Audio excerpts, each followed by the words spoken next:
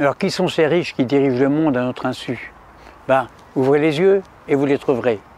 Alors c'est évidemment l'argent qui dirige le monde. Évidemment, les plus riches, ils sont au sommet de la pyramide.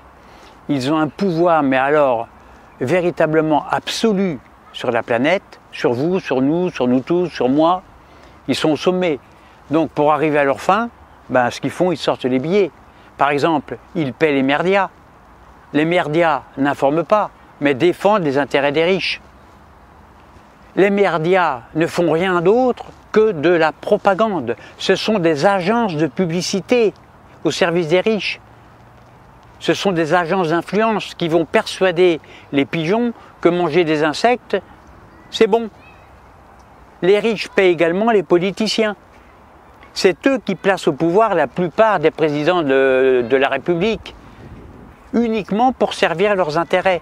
Macron, bah, il est comme les autres, c'est un faible. Tu lui glisses de gros billets dans le slip, il craque, forcément.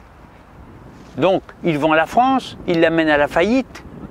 Tous les fleurons de notre industrie sont revendus, un à un. La justice et les lois sont faits par les riches, pour les riches.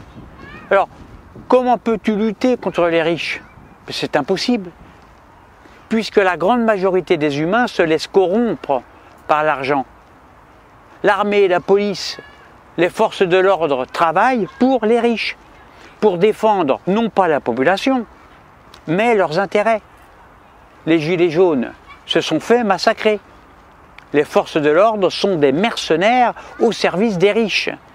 Même si pris individuellement, ils ont quand même des valeurs humaines. On déclenche une guerre à tel ou tel endroit, non pas pour des raisons morales, mais pour du pétrole par exemple, ou pour l'exploitation de matières premières, ou pour une position stratégique. On pense à Saddam Hussein, on détruit la Libye, on rase la population de Gaza, tout ça pour ça.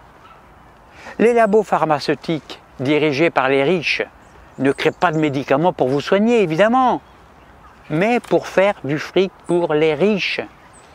Même remarque pour les industries agroalimentaires, les chips, les yaourts, les gâteaux secs, les plats industriels, la merde surgelée et sucrée, ce n'est pas pour votre bien. Mais non, on vous intoxique. On a aussi les groupes d'influence payés par les riches. Alors ces groupes, souvent occultes, travaillent à votre insu dans les seuls intérêts des riches. Alors quand vous avez compris ça, ben, vous avez tout compris, vous avez compris comment fonctionne le monde. Les riches ne vous font pas obligatoirement du bien ou du mal, mais toutes leurs actions sont uniquement focalisées sur leur nombril et rien d'autre. Si leurs intérêts, par exemple, coïncident avec le bien, alors ils font le bien. Mais si pour défendre leurs intérêts, ils doivent tuer des femmes et des enfants, ben, ils n'hésitent pas, ils tuent des femmes et des enfants. Vous voyez, ce qui compte, c'est leurs intérêts, rien d'autre. Mais alors, qui sont ces riches? Est-ce qu'on peut mettre des noms dessus? Ben oui, ça peut être des individus, comme par exemple Bill Gates, Bernard Arnault, Elon Musk, Donald Trump, qui peuvent être bons ou mauvais. Hein. Ça peut être aussi des entreprises, Apple, 3400 milliards de dollars, Amazon, Nvidia, Microsoft, les GAFAM, etc. Ça peut être aussi des familles, comme par exemple Hermès en France, ou les Saoudiens, ou les Rothschild. Alors, on parle de 300 familles qui dirigeraient le monde. Parmi elles, certaines sont discrètes, très discrètes, invisibles même.